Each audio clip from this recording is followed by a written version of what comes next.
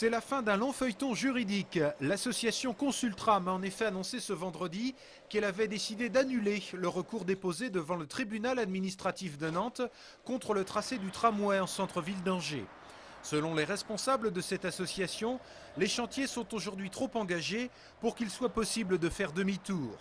Dans un communiqué rendu public en fin d'après-midi, Jean-Claude Antonini estime, je cite, que l'association Consultram reconnaît ainsi que ce recours n'était fondé sur rien, sauf peut-être un souci de politique politicienne. Fin de citation. Ils étaient peu nombreux mais déterminés. Cet après-midi à Angers, quelques militants de l'UMP ont en effet manifesté dans le centre-ville pour protester contre l'arrêt des festivals Angers l'été et Tour de Seine, annoncé récemment par la mairie. Les manifestants avaient également tenu à apporter leur soutien au Festival du Scoop, qui ne sera plus subventionné par la ville d'Angers en 2009. Petit à petit, la culture de la rue, la culture des Angevins, faite par les Angevins, pour les Angevins, est mise à l'écart et mise de côté au profit de la culture entre guillemets officielle, la culture du quai que veut instaurer la mairie. A noter qu'Alain Lebouc, le directeur du Festival du Scoop, était lui aussi présent pour ce rassemblement. Je suis content qu'effectivement des jeunes montent au créneau pour se dire il ne faut pas nous enlever en ces périodes de crise, ce qui pouvait peut-être nous faire plaisir, nous distraire et nous donner un peu meilleur moral, quoi. La moquette sur les murs des écoles publiques d'Angers, c'est bientôt fini. Cet après-midi, 2 élus de la ville ont décollé symboliquement cette moquette dans une salle de l'école primaire Jean Rostand. Depuis 2004, la ville a engagé une opération très importante de rénovation. Au total, elle concerne 700 salles, dont 360 salles de classe. Ce sont donc 20 km de ce vieux revêtement vieilli et malsain qui sont remplacés par des matériaux en PVC. Ça a été un lourd investissement qu'on a mené en partenariat avec les écoles, les parents d'élèves, les conseils d'école et les enseignants. L'idée était d'investir près de 2 millions d'euros dans l'ensemble des écoles de la ville pour retirer ces moquettes murales et garantir que les produits qui étaient dans les salles de classe soient des produits qui ne provoquent pas ou qui n'engagent pas des allergies chez les enfants. Petit clin d'œil à l'histoire, les élus actuels adresseront un morceau de moquette mis sous verre à certains des élus en place il y a 25 ans, quand cette moquette avait été posée.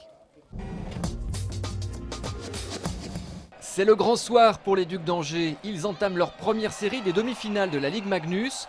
Ils vont jouer leurs 2 premiers matchs à Briançon, vendredi et samedi soir. Pas facile, Briançon a terminé seul premier de la saison régulière. Les Diables Rouges ont battu par 2 fois les Ducs, 5-2 puis 5-3. Il n'empêche, les Ducs sont partis ce jeudi soir pour arriver vendredi matin à Briançon à 1400 mètres d'altitude.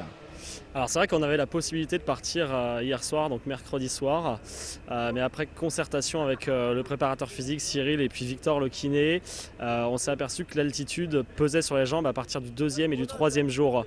Donc on est parti au dernier moment pour justement pas avoir les méfaits de l'altitude lors du 2e match.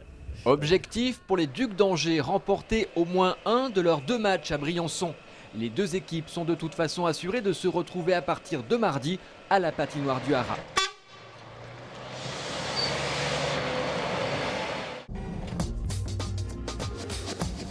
Prêt. Partez. Allez, on y va. C'est un rendez-vous qu'elle ne raterait pour rien au monde. Chaque vendredi, ces résidentes de la maison de retraite du Lac de Maine à Angers s'adonnent à leur activité fétiche, la Wii, ce jeu vidéo très en vogue. Ah oui, Mme Ricou a pris un peu d'avance. Madame Ricou, ah non, Mme Berthelot reprend. Allez, Mme Ricou. Je trouve que c'est très bien, c'est nouveau, c'est intéressant et on s'amuse bien. C'est très sympathique, c'est gai. Et puis c'est divertissant. Est-ce que vous êtes parmi les meilleurs dans le groupe? Oui. Allez, encore. On va plus haut. Au programme de cet après-midi, un sprint de 100 mètres et une compétition de trampoline.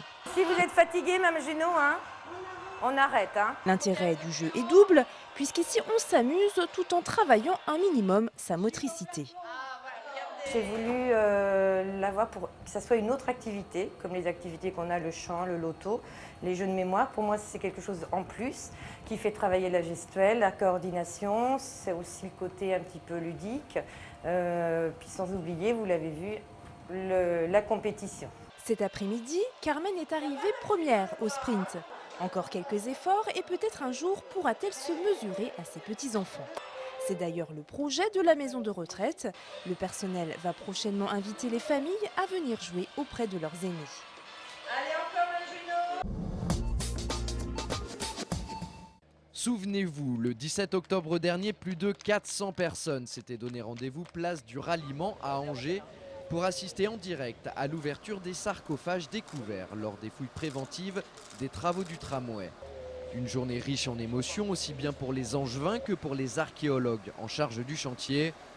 Et justement, demain, samedi 14 mars, certains des spécialistes qui étaient présents sur place participeront au musée des Beaux-Arts à Angers à une journée intitulée « Angers au temps des sarcophages ». Il s'agit d'une initiative qui s'inscrit dans le cadre des journées de l'Antiquité et dont l'objectif est d'apporter des éléments supplémentaires au sujet de cette formidable découverte. Les Angevins ont toujours été, je dirais, extrêmement demandeurs d'informations sur l'archéologie et l'histoire de leur ville. Donc lorsque Yves Touchefeu, qui organise ces journées au niveau régional, nous a proposé de faire quelque chose de particulier à Angers, je dirais qu'on a sauté sur l'occasion pour justement satisfaire le public angevin. Ça va permettre de mieux comprendre l'environnement, le contexte de ces vestiges et de voir exactement ce que l'on peut commencer à tirer d'un point de vue historique, notamment sur ces découvertes de sarcophages. Angers au temps des sarcophages, c'est demain à partir de 9 h au musée des Beaux-Arts. La bonne nouvelle, c'est que l'entrée est libre et gratuite, mais attention, les places sont limitées. Renseignements et réservations au 02 41 86 88 39. Bon week-end à tous.